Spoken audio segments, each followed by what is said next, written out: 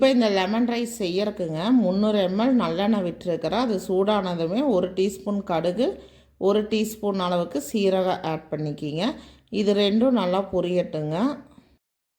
சீரகம் பொரிஞ்சதுமே அடுத்ததாக 1 கைப்பிடி அளவுக்கு கடலைப்பருப்பு, 1 கைப்பிடி அளவுக்கு உளுந்தம்பருப்பு ஆட் பண்ணிக்கிங்க. இது நல்லா செவக்கட்டுங்க.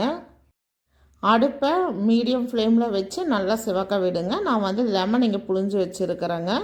நிலக்கடலை ஆட் பண்ணிக்கிங்க. இப்போ கடலைப்பருப்பு, உளுந்தம்பருப்பு, நிலக்கடலை பொரிஞ்சதுமே நான் வந்து இங்கே ஒரு 12 வரமிளகாய் எடுத்துருக்கிறேங்க. அதாவது நான் 2.5 கப்பு சாதம் எடுத்துருக்கிறேன். அதுக்கு இந்த அளவு நான் ஆட் பண்ணுறேங்க. 1 கப் அப்படிங்கிறது 200 கிராம் அளவுக்கு இருக்குங்க. 1 கைப்பிடி அளவுக்கு கருவேப்பிலை ஆட் பண்ணிக்கிங்க. இதெல்லாம் நல்லா பொரியட்டுங்க. அடுத்ததாக நான் நீல வாக்கில் கட் பண்ணி வச்சுருக்கிற பெரிய வெங்காயம் ஆட் பண்ணுறேங்க. பெரிய வெங்காயம், சின்ன வெங்காயம் நீங்கள் எது வேணாலும் ஆட் பண்ணிக்கலாங்க. நான் வந்து ஒரு 3 பெரிய வெங்காயத்தை இங்கே கட் பண்ணி எடுத்துருக்கிறேங்க. வெங்காயத்தை நல்லா வதக்கி விடுங்க. வெங்காயம் வதங்கட்டுங்க. நான் வந்து 2.5 கப் அளவுக்கு அரிசி எடுத்துருக்கிறேங்க. 1 கப்புங்கிறது 200 கிராம் அளவுங்க. 2.5 கப் அரிசிக்கான சாதத்தை நான் இங்கே வடித்து வச்சுருக்கிறேன். அதுக்கான அளவு தாங்க இந்த 3 பெரிய வெங்காயம், 12 வரமிளகாய், 1 கைப்பிடி கருவேப்பிலை, கடலைப்பருப்பு, உளுந்தம்பருப்பு, நிலக்கடலை, இதனோட அளவு எல்லாமே இந்த 2.5 டம்ளர் அரிசிக்கானதுங்க. 6 லெமன் எடுத்துருக்கிறேன். பெரிய சைஸ் லெமன்னா 5 போதுங்க. மீடியம் சைஸ்னால் 6 லெமன் எடுத்துக்குங்க. இப்போ 6 லெமனை சாறு எடுத்து அது கூட 1/4 கப் அளவுக்கு தண்ணி ஆட் பண்ணிக்கிங்க.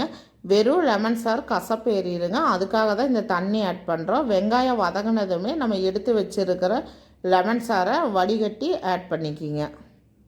இப்போ நம்ம வடித்து வச்சுருக்கிற சாதத்துக்கு தகுந்த அளவுக்கு கல்லுப்பு ஆட் பண்ணிக்கிங்க. இப்போ 1 டீஸ்பூன் அளவுக்கு மஞ்சத்தூள் ஆட் பண்ணிக்கிங்க. இப்போ நல்லா ஒரு ஹை ஃப்ளேமில் 5 நிமிஷம் கொதிக்க விடுங்க. வீடியோவில் பார்த்தீங்கனாலே தெரியும், நல்லா எண்ணெய் பிரிஞ்சு சைனிங்காக பளபளப்பாக வருங்க. இப்போ நறுக்கி வச்சுருக்கிற கொத்தமல்லி தழை ஆட் பண்ணிக்கிங்க. நம்மளுடைய லெமன் மசாலா ரெடிங்க. இப்போ நம்மளுடைய லெமன் கலவை ரெடிங்க. இதை நம்ம ஆல்ரெடி வடித்து வச்சுருக்கிற சாதத்தில் ஆட் பண்ணிக்கிங்க. இப்போ சாதம் பார்த்திங்கன்னா நான் 2.5 கப் அளவுக்கு அரிசி எடுத்துருக்கிறேங்க.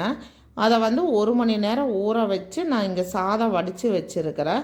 உங்களுக்கு சாதத்தை வந்து ஒரு தாம்பாளத்தில் போட்டு அதுக்கு மேலே வந்து ஒரு 1/2 கப் அளவுக்கு நல்லெண்ணெய் ஆட் பண்ணிக்கிங்க.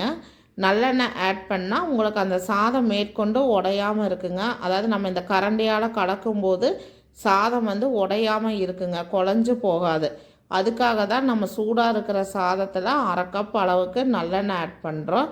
நல்லெண்ணெய் ஆட் பண்ணி அந்த சாப்பாட்டை ஆற விட்டு அதுக்கப்புறம் இந்த மசாலா ரெடி பண்ணி நீங்கள் சாதம் கிளறினீங்கன்னா எவ்வளோ நேரம் ஆனாலும் சரிங்க, இந்த லெமன் ரைஸ் வந்து உங்களுக்கு சாதம் குழஞ்சு வராது, உடையாதுங்க. அவ்வளோதாங்க, லெமன் ரைஸ் ரெடிங்க. உங்கள் வீட்லேயும் இந்த ரெசிபி செஞ்சு பார்த்து இதனோட டேஸ்ட் எப்படி இருந்ததுன்னு சொல்லுங்கள். ரொம்ப ரொம்ப சிம்பிளாக ஈஸியாக செய்யக்கூடிய ரெசிபி தாங்க. கண்டிப்பாக நீங்களும் ட்ரை பண்ணி பாருங்கள். இந்த ரெசிபி பிடிச்சிருந்ததுன்னா லைக் பண்ணுங்கள், ஷேர் பண்ணுங்கள். மறக்காமல் நம்ம சேனலை சப்ஸ்கிரைப் பண்ணுங்கள். தேங்க்ஸ் ஃபார் வாட்சிங்.